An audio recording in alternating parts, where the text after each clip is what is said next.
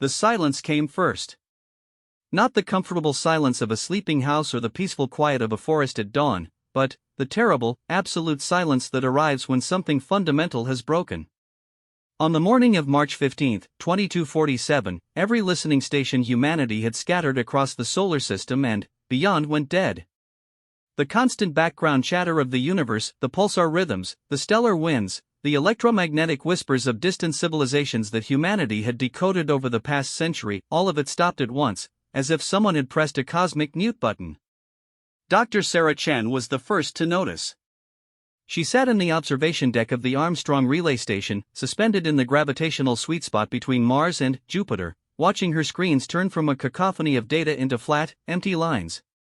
For 17 years, she had monitored the communications array, the vast network that kept humanity connected to its scattered colonies and listening posts. She had weathered solar storms, equipment failures, and the occasional cosmic ray shower that scrambled her instruments. But this was different. This was everything going quiet at once. She ran the diagnostics 3 times before accepting what she was seeing. The equipment was fine. The universe had simply stopped talking. Her hands trembled as she opened the emergency channel to Earth Command, and, for the first time in her career, she struggled to find her voice. What do you say when the stars themselves have gone silent? How do you report the death of cosmic conversation? Earth Command took her seriously because they had no choice. Within hours, every observatory, every satellite, every deep space monitoring station confirmed the same impossible thing. The universe had withdrawn into itself, and humanity was alone in a way it had never been before. The news spread across the colonies like a virus, generating panic on Mars, prayer on the generation ships, and grim speculation on Europa. Humanity had spent 2 centuries learning to listen to the cosmos. Now the cosmos had stopped listening back. But Sarah knew something the others didn't. In those final moments before the silence fell, she had caught something on her instruments. A pulse. No, not a pulse, a scream.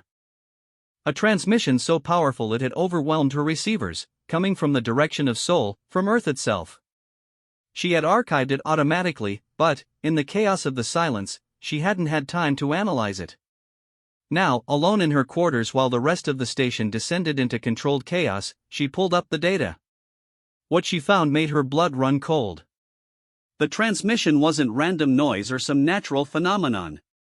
It was structured, deliberate, and utterly terrifying in its implications. Someone on Earth had broadcast something so powerful, so fundamentally disruptive, that it had rippled across spacetime itself. And, embedded in that transmission was a message, repeating on every frequency, in every language humanity had ever spoken and, several it hadn't, we are no longer prey. The path to that moment had begun 43 years earlier, in the slums of New Jakarta, in the crumbling remains of what had once been Indonesia. Kale Theron was born into a world already dying, a world that had given up on itself long before his first breath. His mother died bringing him into a life not worth living.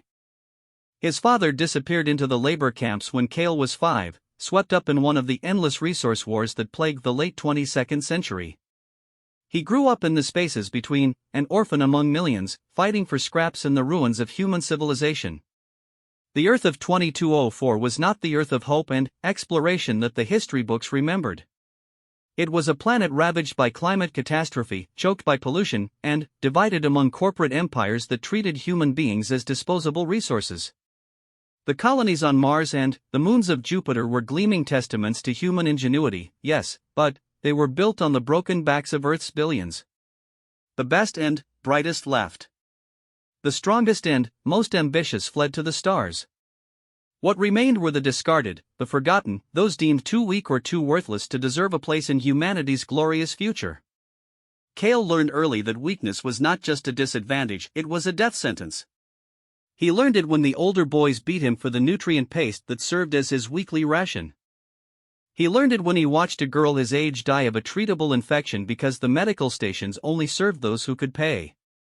He learned it when he was forced into the tunnels beneath the city, crawling through toxic waste to salvage circuit boards that corporate drones would buy for pennies.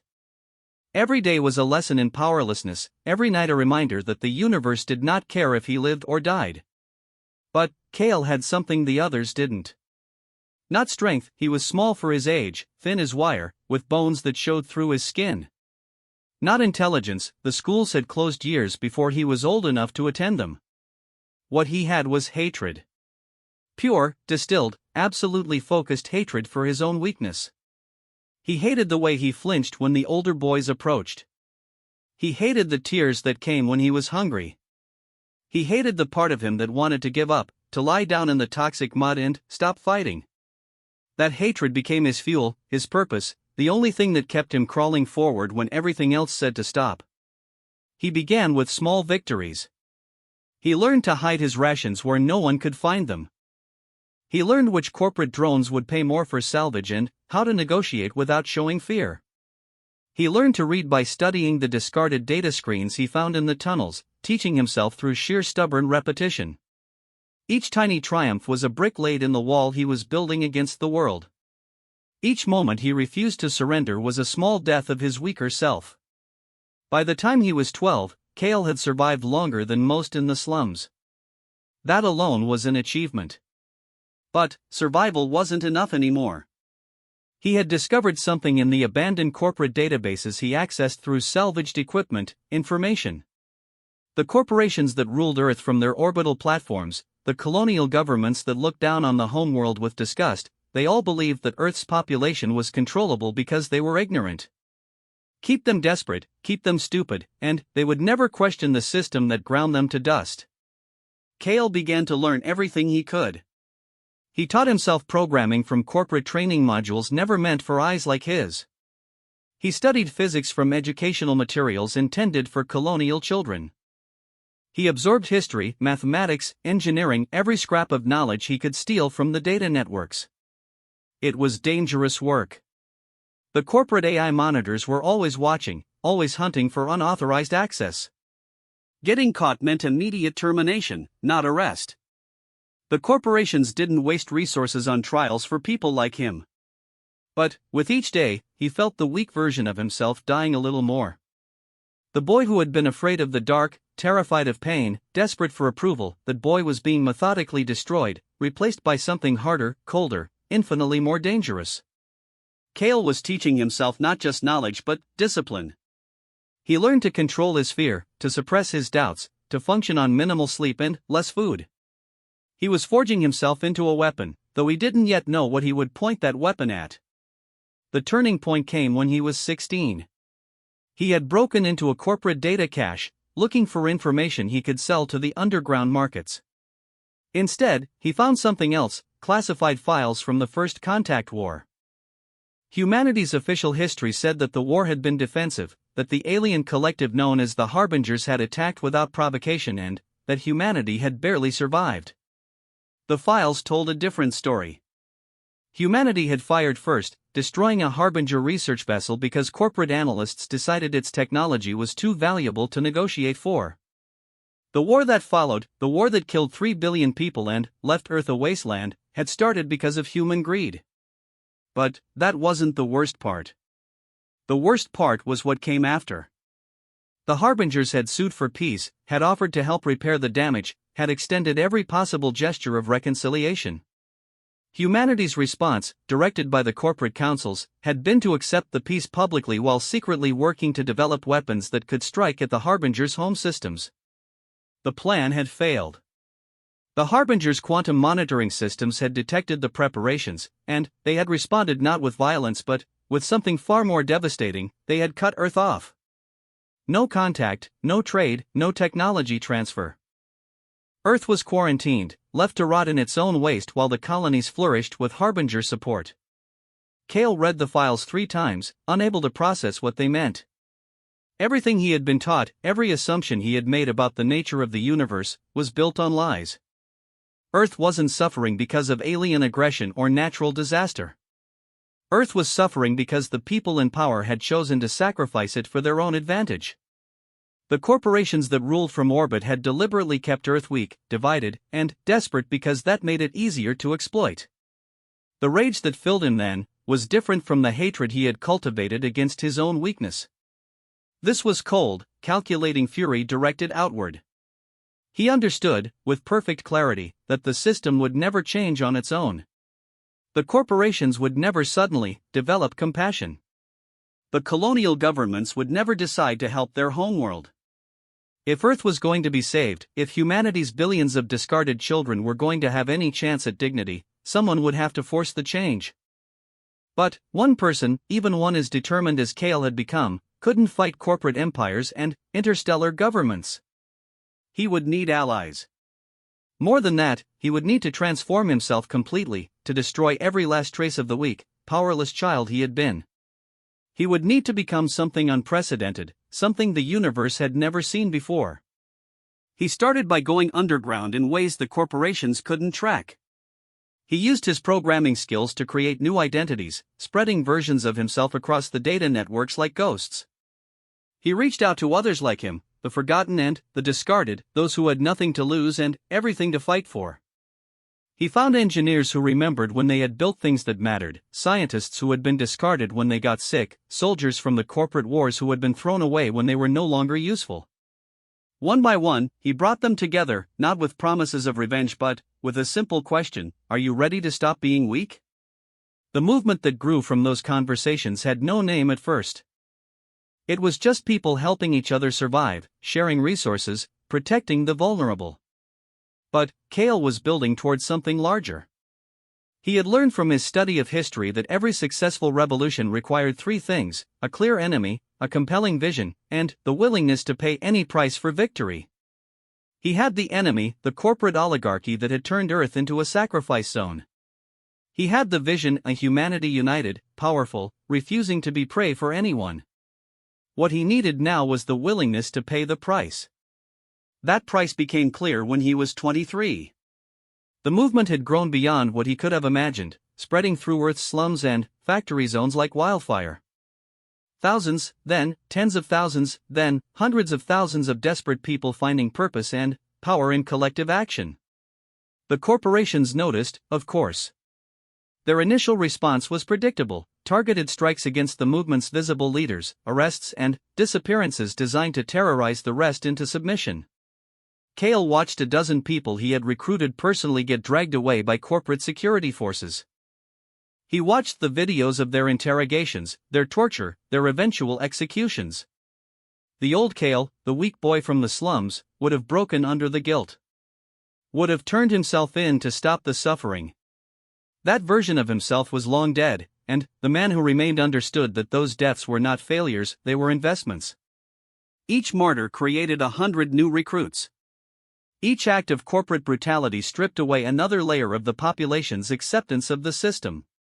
He began to orchestrate more direct confrontations, pushing the corporations to respond with increasing violence. Food riots that he knew would be suppressed with lethal force. Strikes in critical manufacturing sectors that would trigger automated security responses. It was brutal mathematics, trading lives for momentum, and Kale executed it with perfect coldness. He had destroyed the part of himself that felt guilt over necessary sacrifices. He had become a man who could calculate the exact number of deaths required to spark a global uprising and sleep soundly afterward. The corporations made their final mistake when they decided to make an example of New Jakarta. The orbital platforms positioned their weapons, massive railgun arrays designed to drop tungsten rods from space with the force of nuclear weapons. The plan was to obliterate the slum where Kale had been born, killing millions to terrorize billions. It was exactly what Kale had been waiting for. In the 3 days before the strike, he evacuated everyone he could, using the movement's networks to spread people throughout the city's tunnel systems. Then, he hacked the corporate communications networks and broadcast every detail of the planned attack to every screen on Earth. The world watched as the corporations prepared to commit genocide for the crime of demanding dignity. And, when the strike came, when the tungsten rods fell and turned 30 square kilometers of slum into a crater that glowed with residual heat, Kale made sure everyone saw the aftermath. The millions who had lived there, now vaporized. The thousands more dying from the shockwave and debris. The corporate spokespeople explaining calmly why it had been necessary to maintain order. That was the moment the revolution truly began. Not with hope or inspiration, but with absolute rage. Across Earth, billions of people who had accepted their suffering as inevitable suddenly understood that the system didn't just exploit them, it would kill them without hesitation if they stepped out of line. The uprising that followed made every previous revolution in human history look like a minor dispute. Factory workers seized control of manufacturing plants. Engineers turned automated systems against their corporate masters. Soldiers who had been fighting for corporate armies turned their weapons on their commanders. Kale orchestrated it all from a hidden bunker beneath the ruins of Shanghai, coordinating through quantum encrypted networks, directing forces he had spent years building. He had become a ghost in the machine, everywhere and nowhere, impossible to track or stop. The corporations tried, of course. They sent kill teams and viral AI programs and even orbital strikes against suspected locations. But Kale had learned from the new Jakarta massacre. He had already destroyed the part of himself that needed a fixed location, a safe place, a home. He moved constantly, trusted no one completely, and accepted that he would probably die before seeing his work completed. The war lasted 7 years. 7 years of brutal urban combat, of orbital bombardments met with hacked defense systems, of corporations discovering that their automated armies could be turned against them by people who had nothing left to lose. Earth became a charnel house, a planet-wide battlefield where the old order fought desperately to maintain control against a population that had finally learned to fight back. The colonies watched in horror, the other species of the galaxy maintained their boycott, and Kale continued to press forward, accepting casualties that would have broken any conventional military force. He won not through superior firepower but through superior willingness to sacrifice. The corporations could build more weapons, deploy more security forces, drop more tungsten rods from orbit. But they couldn't match the dedication of people who had decided that death was preferable to continued submission. For every person Kale's forces lost, 2 more joined the fight. The corporations were fighting to maintain profit margins. Earth's billions were fighting for the right to be treated as human beings. The end came not with a surrender but with a retreat. The corporate councils, seeing their assets on Earth become liabilities, made the cold calculation that the planet wasn't worth the resources being spent to control it. They withdrew to their orbital platforms and the colonies, taking their technology and wealth and leaving Earth to govern itself. It should have been a moment of triumph. Humanity had won its freedom, had broken the chains that bound it. Instead, Kale looked at the ruins of civilization and understood that the real work was just beginning. Earth was free, yes, but it was also devastated. The war had killed another billion people. The industrial infrastructure was shattered. The climate was worse than ever, and the rest of humanity wanted nothing to do with a planet that had descended into chaos. The colonies refused aid, afraid that Earth's violence would spread to them. The alien species of the galaxy maintained their quarantine, remembering all too well what happened when humans felt threatened. Kale was 30 years old and looked 50. The stress of the war, the minimal food and sleep, the constant movement and conflict had aged him in ways that went deeper than physical appearance. He gathered what remained of the movement's leadership in the ruins of Geneva, in what had once been the United Nations headquarters. There were perhaps 200 of them, men and women who had given everything to the revolution, who had destroyed their own weak selves in the fires of war. He stood before them and spoke with absolute honesty. We won the war, but we're losing the peace. Earth is free, but we're alone and dying. The colonies won't help us. The aliens won't acknowledge us. We can rebuild with what we have, slowly, over generations. We can accept that we're second-class citizens in a universe that views us as dangerous primitives. Or we can do something unprecedented. They asked what he meant, and Kale told them about a project he had been developing in secret for the past 3 years. During the war, his forces had captured several corporate research facilities working on theoretical physics. The scientists there had been exploring something called quantum resonance weaponry technology that could affect spacetime itself, creating ripples that would propagate across the galaxy at speeds that made light look motionless. The corporations had been trying to develop it as the ultimate weapon against the Harbingers, a way to strike at their home systems before they could respond. Kale proposed something different.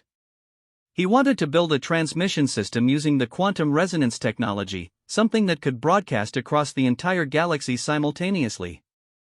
But, instead of a weapon, it would be a declaration. A message that would force every spacefaring civilization to acknowledge Earth's existence and strength. A demonstration that humanity was not prey, not victims, not weak creatures to be pitted or feared. It was insane, potentially catastrophic, and absolutely necessary. The debate that followed lasted 3 days. Many argued that it was too dangerous, that it would provoke the very retaliation they had been trying to avoid. Others said they didn't have the resources, that Earth was too damaged to support such a massive project. Kale listened to every objection and, then, addressed them systematically. Yes, it was dangerous. Yes, it might provoke retaliation. But, the alternative was accepting permanent weakness, and he hadn't spent 15 years destroying his weak self only to accept weakness for his species. The vote was close, but it passed. They would build the resonance array, and they would use it to announce to the universe that Earth was no longer a victim of circumstance. The project took 13 more years, 13 years of scavenging technology from corporate ruins, reverse engineering alien devices captured during the First Contact War, and pushing theoretical physics into realms it had never explored. Kale drove them forward with the same ruthless focus he had used during the revolution. Every setback was analyzed and overcome. Every resource was maximized. Every person involved understood that failure meant the permanent subjugation of their species. Sarah Chen had been one of those people once, before she accepted a position on the Armstrong relay station.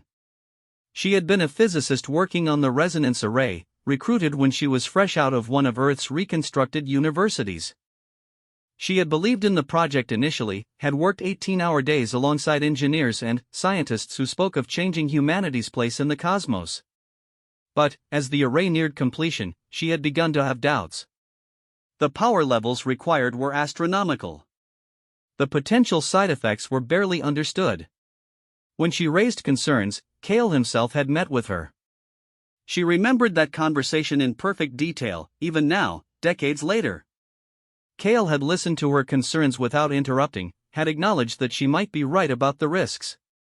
Then, he had asked her a simple question: if you were certain that humanity would remain enslaved, exploited, and eventually exterminated unless we took this risk, would you still refuse to act? She hadn't had an answer then. She didn't have one now, watching the data from that final transmission scroll across her screens. Kale had activated the array, and the results were even more dramatic than the most optimistic projections. The quantum resonance had propagated across the galaxy in microseconds, touching every star system, every inhabited world, every ship traveling between the stars. And, embedded in that resonance was Kale's message, translated by alien AI into every known language in the galaxy. The message was not diplomatic. It was not conciliatory or hopeful or designed to make friends. It was a declaration of sovereignty backed by the demonstrated ability to touch every corner of galactic civilization simultaneously. This is Earth. We have been ignored, exploited, and quarantined. We have been treated as primitives too dangerous to contact and too weak to defend ourselves. Those days are over. We are no longer prey. We will not be dismissed. We will not be victimized. Any species that wishes to engage with us will do so as equals, or they will not engage with us at all. This transmission demonstrates our ability to reach any point in the galaxy. Consider carefully what else we might be able to reach. The silence that followed was not the silence of awe or respect. It was the silence of an entire galaxy holding its breath, trying to process what had just happened. Humanity, the quarantined primitives, the species that had started the First Contact War through greed and stupidity, had just announced itself as a power that could touch civilizations thousands of light years away. The implications were staggering. If Earth could send messages through quantum resonance, what else could it send? Weapons? Surveillance? The uncertainty was as powerful as any fleet. Sarah watched the data streams, waiting for the response she knew would come. The galaxy couldn't stay silent forever. Already, her instruments were detecting activity, quantum fluctuations that suggested other civilizations were attempting to respond, to communicate, to understand what had happened. But, the resonance Kale had triggered had done something to the normal communications infrastructure. It had created a kind of interference pattern, a quantum echo that was drowning out conventional signals. The galaxy was trying to speak, but Earth's message had made it temporarily impossible for anyone else to be heard. It was, she realized, the ultimate power play. Kale hadn't just announced Earth's presence, he had seized control of galactic communications, if only for a brief time. Every civilization that wanted to be heard again would have to engage with Earth, to negotiate for the silence to end. He had turned humanity's isolation into leverage, their weakness into strength. On Earth, in a bunker beneath New Geneva, Kale Theron watched the same data streams and allowed himself a moment of satisfaction. He was 73 years old now, his body failing in a dozen different ways from decades of stress and deprivation. The doctors said he had perhaps 6 months left, maybe less. It didn't matter. He had accomplished what he set out to do so many years ago in the slums of Jakarta. He had destroyed his weak self so completely that nothing of that frightened child remained. And, in doing so, he had destroyed humanity's weakness as well. The younger members of his staff were terrified, asking what they should do when the aliens responded, whether Earth could survive retaliation from advanced civilizations that could cross star systems. Kale understood their fear. They had grown up during the Reconstruction, had learned to hope for peace and integration into galactic society. They didn't understand what he had learned in the slums: the universe doesn't respect the weak. It tolerates them at best, exploits them more commonly, and exterminates them when convenient. He called together his closest advisors, the ones who had been with him since the revolution. They'll try to negotiate first, he told them. The advanced civilizations, the ones that style themselves as peaceful and enlightened, they'll send diplomatic overtures. They'll offer trade, technology, integration into galactic society if we'll just shut down the array and return to being quiet and submissive. And if we refuse, one of them asked. Then, they'll threaten. Economic sanctions first, military action if that doesn't work. They'll try to isolate us again, to make an example of us to any other species that might get ideas about challenging the established order. Kale's smile was thin and cold. Let them try. We've been isolated for a century. We've been sanctioned and quarantined and left to die. We survived it all and came back stronger. What can they threaten us with that we haven't already endured? But there was another possibility, one he didn't mention to the others. The possibility that some civilization, somewhere, would decide that Earth had crossed a line that couldn't be uncrossed. That humanity had demonstrated too much capability too quickly, had shown itself to be fundamentally dangerous to galactic stability. Those civilizations wouldn't negotiate or threaten. They would simply act, sending weapons traveling at relativistic speeds to sterilize Earth before humanity could spread further. Kale had planned for that too. The resonance array wasn't just a communications device. The same technology that could send messages through quantum space could detect incoming threats before conventional sensors. Earth wouldn't have much warning if someone decided on extermination, but it would have some. And, in the years spent building the array, other projects had progressed in parallel. Defense systems based on captured alien technology. Weapons that the corporations had been developing before their fall. Not enough to win a war against a galactic coalition, but enough to make victory expensive. The first response came 3 days after the silence fell. Not from the Harbingers or any of the other major civilizations, but from a species called the Keshri, an aquatic race that had been trading with human colonies for decades. Their message was brief and, to the point: we acknowledge Earth's demonstration. We propose formal diplomatic relations. Please cease the resonance interference so normal communications can resume. Kale had Sarah send a response equally brief: diplomatic relations will be established when Earth is recognized as a sovereign power with full rights and protections under galactic law. Until then, the array remains active. The Keshri's second message took longer, suggesting they were consulting with other civilizations. When it came, it was more detailed, outlining a process for bringing Earth into what they called provisional membership in the galactic community. There would be observers, restrictions on certain technologies, requirements for demonstrating peaceful intent. It was the kind of offer that would have seemed generous a century ago. Now it read like an insult. Kale had the response prepared before the message finished transmitting. Earth does not accept provisional status. Earth does not require observation or restriction. Earth offers this, full recognition as a sovereign power, or continued silence. You have 72 hours to decide. The Keshri didn't respond.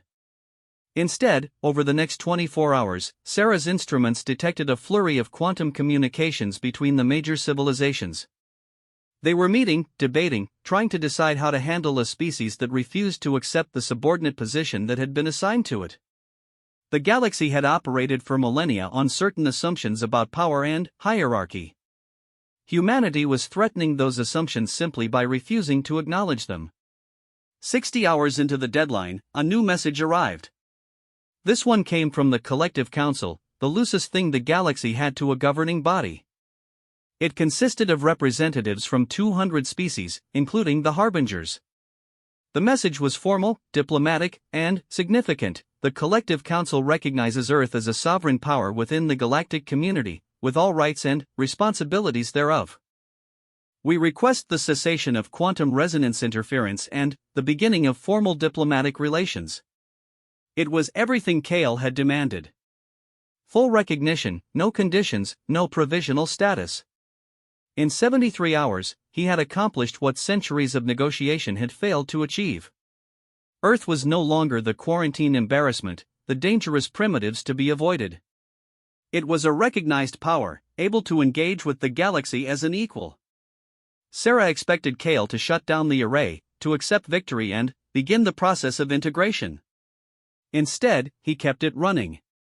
When she asked why, he looked at her with eyes that had seen too much, lived too long beyond what any human should endure. Because recognition means nothing without respect, and respect only comes from demonstrated capability. The array stays active for one more week. Let them see that we can maintain this, that it's not a desperate gambit but a sustainable reality. Then, we'll talk about shutting it down. That week was the longest of Sarah's life. Every day, she expected to detect incoming weapons, to see the first signs of a galactic strike against Earth.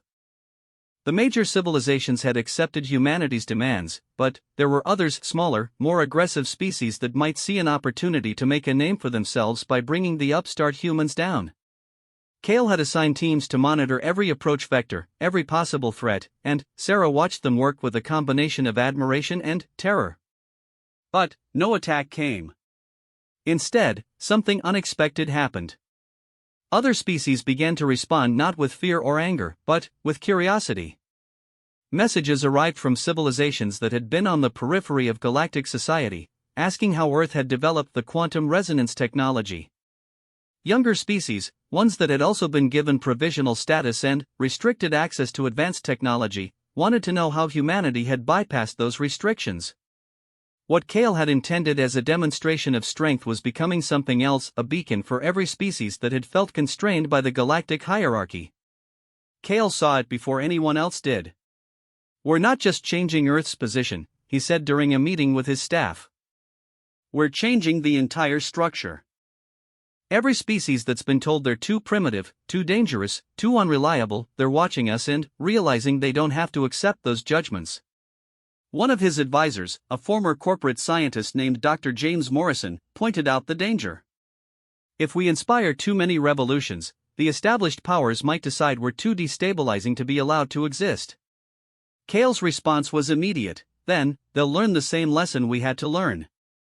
You can't maintain control through fear and restriction forever. Eventually, someone refuses to accept it, and then, the whole structure is at risk. We're not trying to inspire revolution. We're simply refusing to be weak. If that inspires others, that's the Collective Council's problem, not ours. On the seventh day, Kale ordered the array shut down. The quantum interference faded, and normal communications resumed across the galaxy. The silence ended, but it was replaced by something unprecedented: conversation.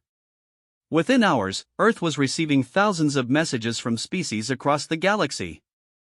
Trade offers, technology exchanges, requests for diplomatic meetings, and threats from a handful of more aggressive civilizations that Kale had expected and planned for. Earth's position in the galaxy transformed overnight. The colonies that had refused to help during the reconstruction suddenly wanted to renew their connections with the homeworld. The harbingers, who had maintained their boycott for a century, sent a delegation requesting formal peace talks. Even the corporations that had fled to the orbital platforms began negotiating for the right to return, offering technology and resources in exchange for access to Earth's markets. Kale negotiated with all of them from a position of strength he had built deliberately, methodically, through decades of sacrifice. Earth would trade, yes, but only as an equal. The colonies would be welcomed back, but not as overlords, as partners in a unified humanity. The harbingers would have their peace talks, but Earth would not apologize for defending itself or for breaking free from subjugation. Every conversation, every agreement, every treaty was built on a foundation of demonstrated capability and absolute refusal to accept weakness.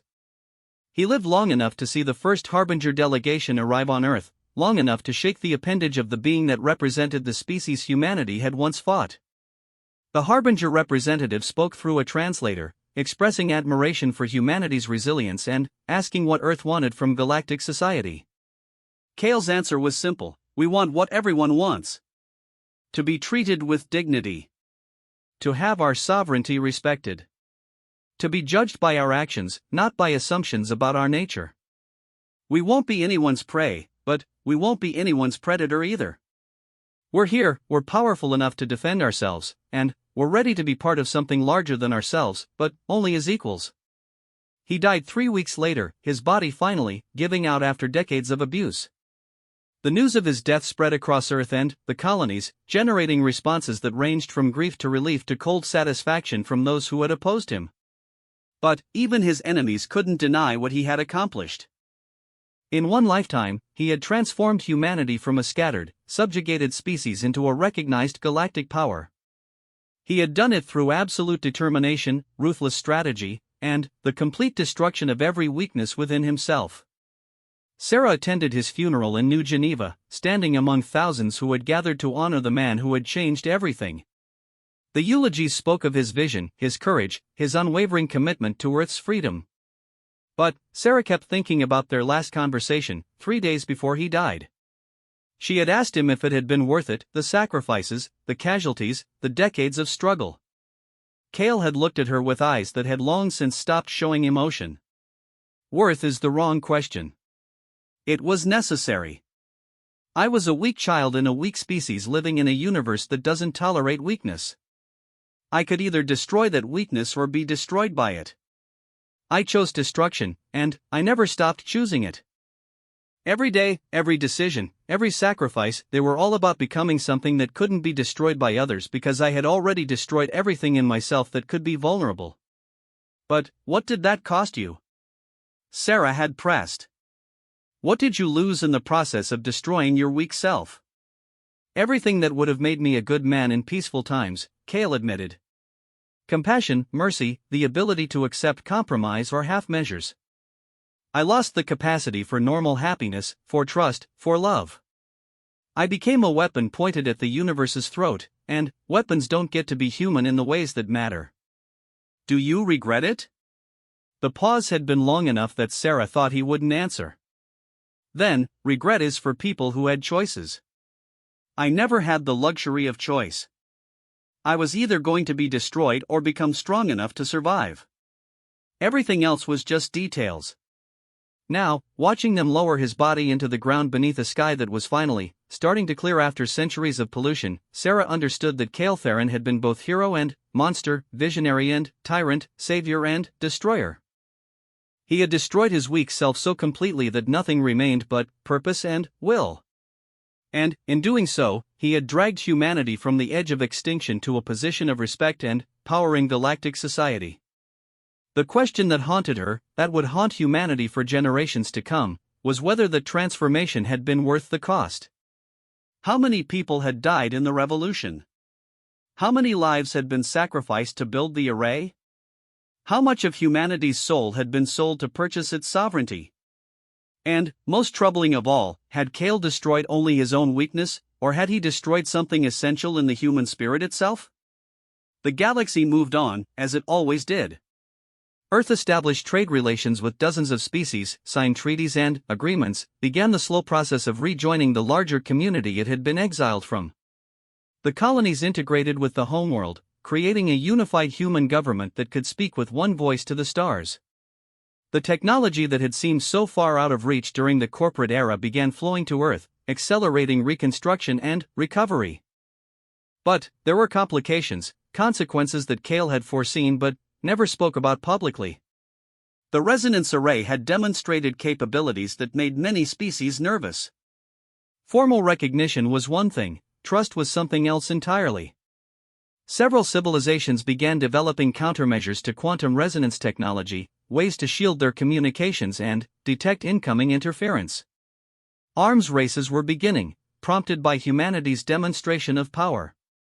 More troubling were the ideological ripples spreading across the galaxy.